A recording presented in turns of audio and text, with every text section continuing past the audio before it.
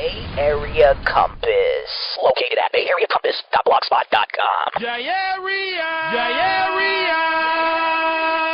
What's good, YouTube? It's your boy Don Julio giving that fire content. Once again, I'm representing Bay Area Compass. I'm with my boy Don Stadium. Hey, thanks for having me, Don. Thank you for being a part of our platform, brother. How you doing? I'm doing great. Doing well. great. Glad to be here. Doing well. So, how'd you get the name Don Stadium? The name all came about because I was thinking of trying to do something just a little different with my name, and like you start seeing people with random names just start popping. Just names that people don't even think make sense. So, I kind of figured, stadium is something big. Okay. It's like one in every city. You think about like I want to fill out a stadium. Yeah. So if stadium's the name, it might get people to think like, why is his name Stadiums? He filling out stadiums. Maybe subconsciously people will think that. Yeah. Coming to see your shows. Right. I wanted them just to think of something big. Mm-hmm. So that's how I came up with the name, really. Hell yeah.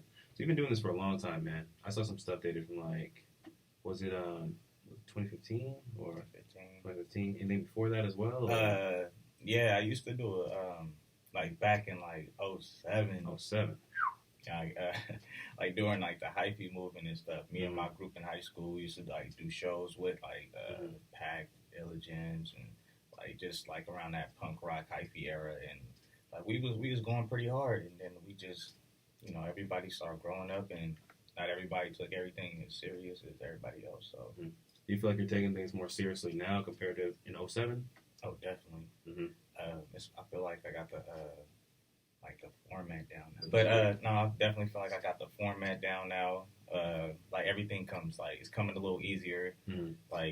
When I was younger, it was harder to get your music mastered, mm-hmm. harder to track down a good cameraman and everything. So I kind of just took a break from music and just start soaking in game and just start seeing everything from a different perspective. So then it was okay, now I think I know what I need to do. So instantly started building the team. Got a main producer. Mm-hmm. Shout out LAX on the track. That's my dude. He do 98% of my beats. He go crazy. And then we got a good relationship with Dream King Studios. So, yeah. So we get I've been there a couple of times. Get our mixing and mastering done there. Mm-hmm. And just been linking in with different cameramen and stuff like that who want to build and do stuff. So, would you say some of the hardest parts of the process? Would you say some of the hardest parts of the process is finding those people to help you, master it, get your vocals right, produce it? Speak a little bit about getting that whole team together. Well, it's everybody got to be on the same page, but you also got to be able to speak a little bit of money too. You can't expect everything to be handed to you for free. So when I first linked with LAX is when I first got back into music after taking a break from it, and we was just recording some stuff at the house, and we was just man, how we gonna get this to sound right? And I was well, I've been looking at these prices, and this place got this much to master, this place, and then we came across Dream Kings and just seeing who they worked with and how much they was charging. I was bro, if we can't afford that, then we probably shouldn't even be so they had decent price. So it's really just about doing your homework. Mm-hmm. You got to do homework and then see who you can afford to work with or who fits your budget or whatever it is. And they was just good people up there, from the engineers to just the people behind the scenes. So we was just man, we just keep working with them. Mm-hmm. And now we just develop a player price. And whenever we get 5 songs, we record 5 songs, we just send it to them. And then it's the same price every time for a quick 5 songs. So we just work like that. So Gotcha. Just the process. Yeah, it takes a minute to just make sure all the music is right and the quality is good. Do you care more about quality or quantity when you put music out? Quality, definitely. When I was younger, quantity was different because everybody wanted to just see what you got, what's hot. Put it out. And it didn't really matter how it sounded. Just you take Soulja Boy for an example. His song didn't really sound mastered. Crank That, but it was a slap. Everybody wanted to play it. Exactly. So I say quality because when you want to try to separate yourself from other artists, it's all about your quality, I think. Where were you born and raised? I was born in Oakland, raised in West Pittsburgh. Man, like I said, it started in high school. We had a group called Third Lane. Okay. And, man, we was pretty hot. We had some songs that was, doing some numbers and stuff. And since we was in the 925 area, we used to just try to get out to Oakland and meet some of the other rappers and try to get on some of their shows or something because they ain't really have too much going on in our area. Mm-hmm. Like we just throw house parties or backyard parties or something. So we did that for a couple years. They was like we was really popping like in our area and stuff, but then we just all had some disagreements and stuff. So we just ended up just going solo. But we had some good moments. When we say disagreements, like it broke up or? Yeah, man, and we broke up, and it was at the height because we got to do the album release party for the Jacka's Tear Gas CD, and that's still my favorite Jacka CD until this day, man. Yeah. Like, and we booked that show at a little spot in Concord, and like it was cool because we actually knew Jack. Like one of the members in the group is related to Jack. You've spoken to him, you know, you've spent time with him. Yeah, that was dope. Like he was a cool dude. Like we just played catch football, just regular shit. And we used to always tell him like we was rapping, but he was never the type of dude like, all right, well, like bro, all right, let me just do this for y'all. He was just like, all right, well, show me something. Like when y'all ready, holla at me. So we put that show together, and he didn't even know it was us at first. Like he like, oh, what y'all doing here? We're like, man, we put this, bro. Like shit, we like glamorous lifestyles, this shit. Shorty all over me. Like, bro, we got to talk to the owners, and we put this show together and shit. And the DJ, I think it was Slowpoke. Yeah, he was like fucking our music too. So he just helped us put the whole show together. And then like, man, we was just at the height, and then like just egos and. One dude just started listening to this person, and was there a leader of the group, or was there like a? I mean, we never had like a signed leader. Was but there like a Quavo and the Migos?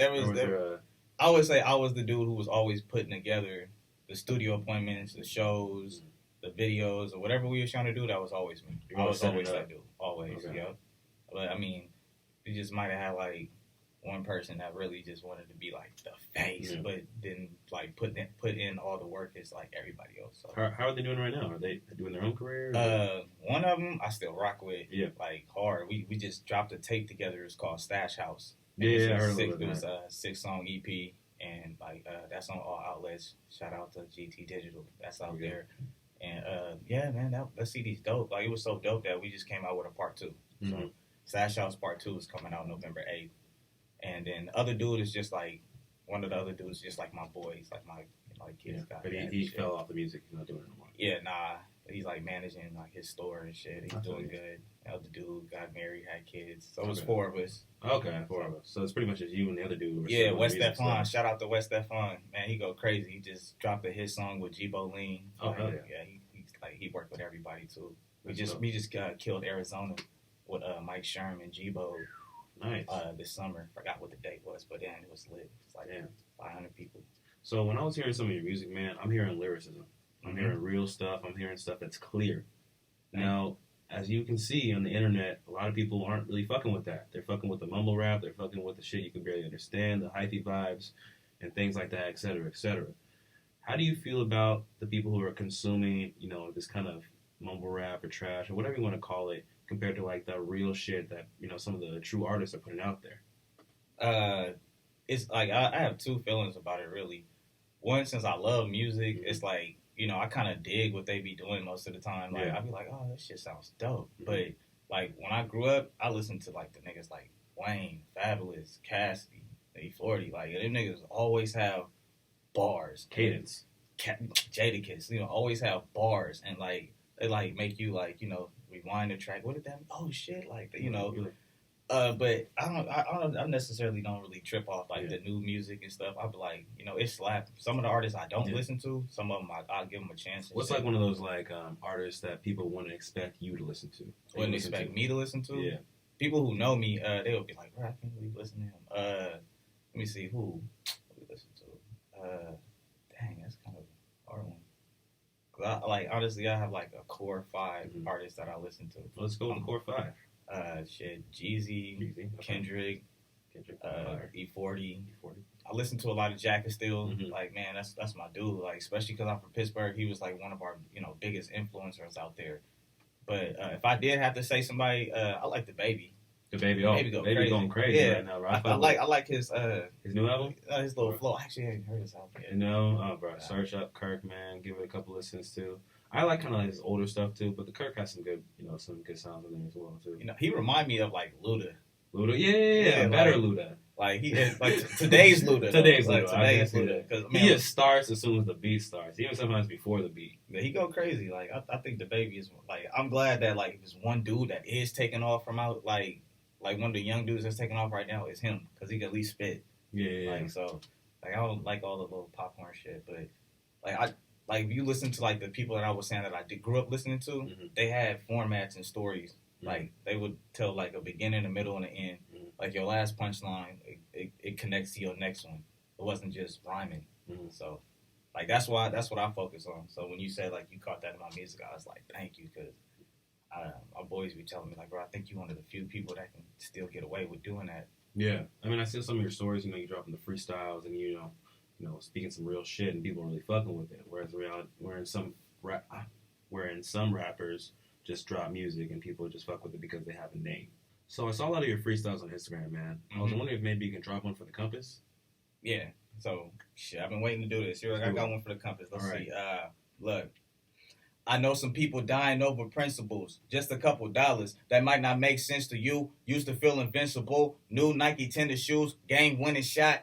Local TV interviews. School riot made the news. Was in the mix but had to choose. Chased a bag of rumble fools. Broke I had a cop or two. Shit that I've been through just to make a stack or two. Grinding in a dirty shirt cause I ain't do the business suits. Still making corporate moves. Denzel mixed with Snoop. I can pop off with the shit or I can play it cool. Before you judge me, know my roots. What I've been through. Walk through the mud in all white and never stain the suit. Been hustling since holes in them inner tubes. Went from 2 pegs on the bikes to 2 doors on the coupe. Shit. 2 doors on the coupe. Shit. 2 doors on the coupe. That's just how it be though. Like people love going after the cloud chasers and the flexing, but one thing that I want to try to do is bring back like that format look of the artist with the bars. Like somebody left a comment and was like, "Bro, this reminds me of an old Smack DVD." The last little. It brings me back. You know? Yeah, so I was just like, man, that was kind of dope. It's just like, damn, that's all I used to do when I was in school. Just sit behind a computer and just watch these niggas rap and battle, and it was just like, just lit. Like, and now it's like you can be part of it. Yeah, but now it's like who you watch, like even my favorite like battle rappers don't be just drop bars no more. Like, people are barely battle rapping right now. You go to the average rapper, you see him on interviews like, I don't freestyle. Like, man, that's the whole job. Yeah, and if you can't freestyle, bro, be prepared. That's like being bro. Be prepared. That's like being like a football player, but like, oh, I can't catch. Damn. I mean, but I can throw. I mean, like, put them on special teams for real, something like that. So I know you did some features with AKA Frank. No, that's AKA Solo. AKA Solo. Sorry, yeah, excuse me. It's my young dude. Yeah, he's only 20 years old, and like, he's focusing now, and I'm trying to basically help him, Mac Wolf 47, these two young dudes that I'm like trying to help manage while I'm even doing my own thing. Yeah. And like just trying to help them not make little mistakes that I made when I was younger. Like I feel like I could have been bigger. Like we had a song that had like 500,000 views when I was in high school, but we didn't even know what we was doing. Yeah. So I feel like if you knew what you knew now, if you had gone back in time, you could keep your stuff more consistent. Exactly. You know what I mean? It just sucks now because the internet is blowing up so much. People are just consuming so much media right now that people are on to one thing and on to the next. So if you can get your foot in the ground and people can see that, you know, you're putting out constant content, people can start fucking with you more. Is that something a little bit where you're teaching, you know, the people you're and the quality of the content. Oh, yeah, exactly. Like, just don't have your partner shoot your video because he only charged $50. Like, nah, bro, like, you got to put money behind this. Like, we got to try to stand out. Exactly. Like, it's just, I'm not going to act like I haven't done anything that I felt like was average. Like, oh, you know, shot a video or two. Like, oh, this is an average video. We got the cars, we got the girls, you know, we in the streets. Like, but, like, the big focus is to try to get them big glamorous videos. It's just the one, you know, just to make you look like you put some effort into this video. Yeah. Like, it's not just like I call my homies like, hey, we finna meet up on 3rd Street at 10 o'clock. Like, everybody do that. We all do that. So, it's like, at least gotta try to mix it up a little bit. So, little concepts, little stories and stuff like that. But, shout out to AK Solo. Shout out to Mac Will 47. Those dudes are gonna be dope. As long as they really want it. Yeah. So, what's new for Dawn Stadium? What are we about to see coming up? So what we got coming up November 8th is Stash House 2. It's a full-length album produced by LAX on the track. He produced every track on there. Man, there's a lot of different artists that features on this CD, and that's part of the reason why we call it Stash House, because it was kind of like songs that we had like stashed away that we didn't that had good quality, that had good potential. While we did all that, again, LAX was working on my solo project, which just mainly just me on it. There's like no features on there. I got my homie Southside Sue on that one, and who else on there? R&B bass. Those are probably the only two artists that I got on there, and that's coming out January. That's coming out through GT Digital, so we'll be hitting all platforms. But right now, everyone can go back and listen to that Stash House EP. Stash House 1 is out right now on all outlets. You can find it anywhere. We just released it on freaking SoundCloud, but it's been everywhere else. So if you want to go listen to that, that's dope. Get ready for number 2, November 8th, and get ready for my solo project. It's coming out sometime in January. It's going to be called Honor Roll. I got 2 meanings behind it, so I have to wait for that. Oh yeah. Man, big shout out to, once again, my producer LAX. It's my dude, man. Like, without him, I wouldn't be able to put out as much quality as I could put out now. Like, all original beats, not, no SoundCloud beats, no YouTube beats, just all originality. So big shout out to him. Shout out to, again, my guys, AK Solo and MacWolf47, West Stefan. Big shout out to Lil Mark D, who's making a big impact on the Stash House 2 CD. We just shot a video to Can't Stop Us, Done Dada, shot by Cash and Fast. So, man, yeah, shout out to all them, and we gonna rock, man. Follow Don Stadium on Instagram, and your boy Don Julio, and I'm out. Hey. Peace.